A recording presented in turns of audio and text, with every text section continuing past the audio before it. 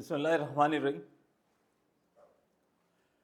First year student exercise 7.2 discussion में है हमारे, और हम इस लेक्चर में क्वेश्चन नंबर 7 का पार्ट 2 जो है वो डिस्कस करने जा रहे हैं।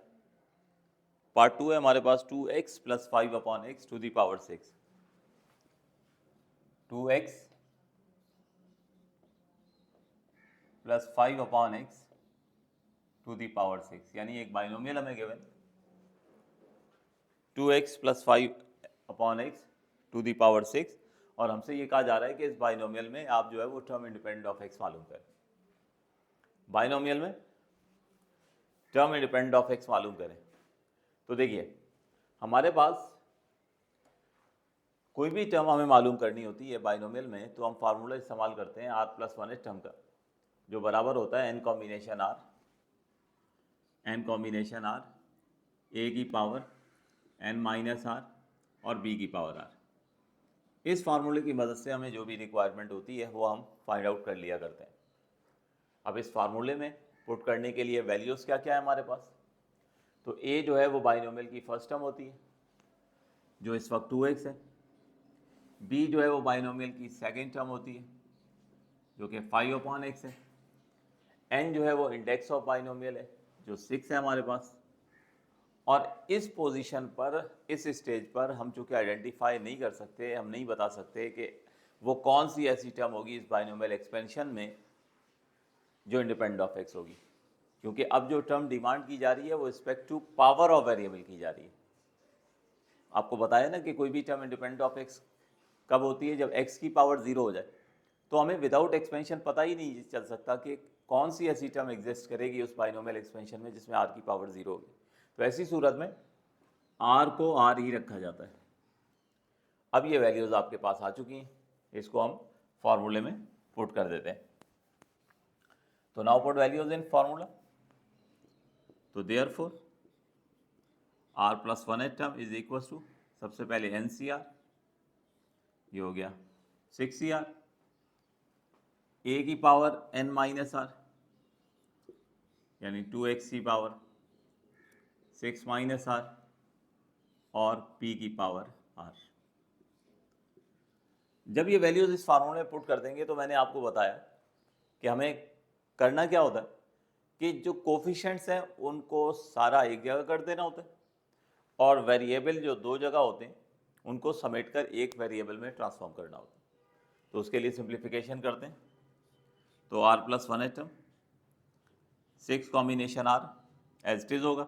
उसकी वजह ये है कि इस स्टेज पर तो r की वैल्यू हमें मालूम ही नहीं है, जब मालूम हो जाएगी तो फिर कॉम्बिनेशन निकाल लेंगे। यहाँ पर है 2x की पावर 6-r, तो 2 पे भी पावर लिख लीजिए 6-r और x पे भी पावर लिख लीजिए 6-r। सिमिलरली 5/x है तो 5 पर पावर r अलग लिख ली हमने और x पर पावर r अलग लिख ली, यानी न्यूमिनेटर और डिनोमिनेटर पे दोनों पे पावर हमने लिख ली है। अब यहाँ पे 6 कॉम्बिनेशन r कोफिशिएंट है, 2 की पावर 6-r कोफिशिएंट है, 5 की पावर r कोफिशिएंट है। तो इसको सारा जो है वो इकट्ठा कर लेते हैं। वेरिएबल ये दोनों हैं, x की पावर 6-r और x की पावर r। तो इसको हम जो है वो एक साथ इकट्ठा कर लेंगे, एक ब्रैकेट में लिख देंगे।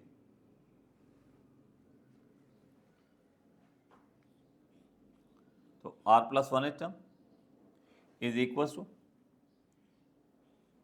6 कॉम्बिनेशन r हमने लिखा, 2 की पावर 6-r लिखा इस ब्रैकेट में, और 5 की पावर r। ठीक है, एक साथ आ गया। वेरिएबल है हमारे पास x की पावर 6-r और 1/x की पावर r। तो अब देख लीजिए, हमने यहाँ पर सारे कोफिशिएंट एक ब्रैकेट में कर लिए और वेरिएबल ये रहे। In the next step x की पावर r को आप ऊपर शिफ्ट कर दें ताकि x की पावर -r हो जाए। तो ये 6 combination r as it is, 2 की पावर 6-r, 5 की पावर r, x की पावर 6-r और x की पावर -r। ठीक है, ये 6-r एज इट इज रहा, x की पावर r ऊपर शिफ्ट होकर x की पावर -r हो गया। नेक्स्ट स्टेप में ये पहले कर्ली ब्रैकेट जो है ये तो एस्टेज आएगा,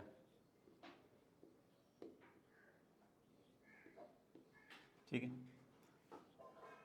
ये दोनों x मल्टीप्लाई हो रहे हैं, सिमिलर एलिमेंट है, तो पावर्स एड अप हो जाएंगे। 6 माइनस आर में आप ऐड कर दोगे माइनस आर, तो नेक्स्ट स्टेप में ये माइनस प्लस माइनस हो जाएगा।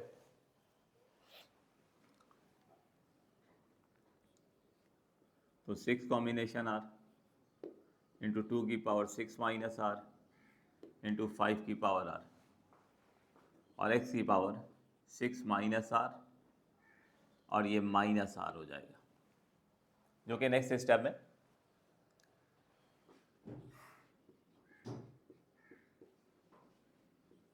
सिक्स कॉम्बिनेशन आर इंटू 2 की पावर 6 माइनस आर इंटू 5 की पावर आर इंटू एक्स की पावर 6 माइनस 2 आर। अब ये देखिए काम हमारा तकरीबन ख़त्म हो गया। हमने वेरिएबल्स को समेट कर जो है वो एक वेरिएबल में ट्रांसफॉर्म कर दिया और कोफिशिएंट एक तरफ हो गए। अब हम चाहते हैं कि ये वाली टर्म हमारी जो है वो टर्म इंडिपेंडेंट ऑफ एक्स बन जाए। तो कोई भी टर्म इंडिपेंडेंट ऑफ एक्स कब होती है? कोई भी टर्म इंडिपेंडेंट ऑफ एक्स कब होती है? जब एक्स की पावर जो है वो ज़ीरो हो जाए। तो अगर मैं चाहता हूँ कि ये वाली टर्म इंडिपेंडेंट ऑफ एक्स बने तो फिर एक्स की पावर को ज़ीरो होना पड़ेगा, यानी 6 माइनस 2r को हम इक्वेट कर देंगे ज़ीरो से। तो 6 बराबर हो जाएगा 2r के, और यहाँ से r की वैल्यू हम निकालें तो वो 3 आ जाएगी। तो बस ये r की वैल्यू इवेल्युएट करनी होती है। अब तो सिर्फ ये r की वैल्यू जो है इक्वेशन 1 में पुट कर देंगे तो हमें अपनी रिक्वायर्ड टर्म जो है वो मिल जाएगी। तो put r equals to 3 in equation 1, तो यहाँ पुट कर देते हैं।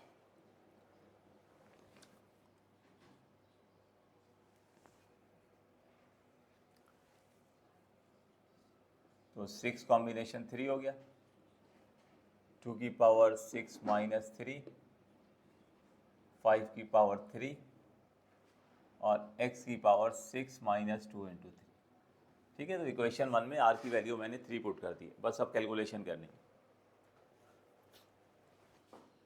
तो t3 प्लस 1 क्या बना? t4, यानी इस बाइनोमियल में भी हमारे पास जो टर्म इंडिपेंडेंट ऑफ x होगी वो 4 टर्म होगी।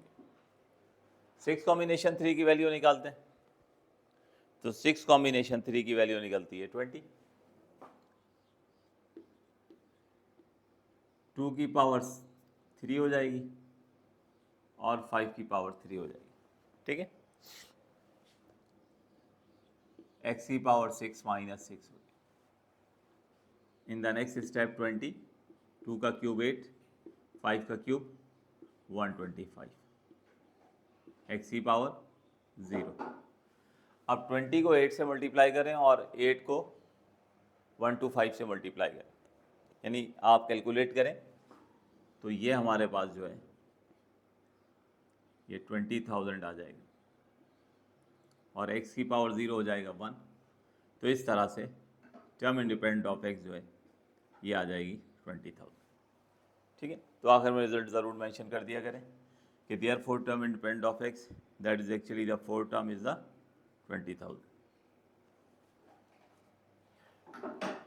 तो ये था क्वेश्चन नंबर 7 का पार्ट 2, ठीक है। उम्मीद है बेहतर तौर पर आपको समझ आ गया होगा, और अगर समझ आ गया तो इसको दोस्तों के साथ शेयर ज़रूर कर दीजिएगा। नेक्स्ट क्लास में कंटिन्यू करते हैं।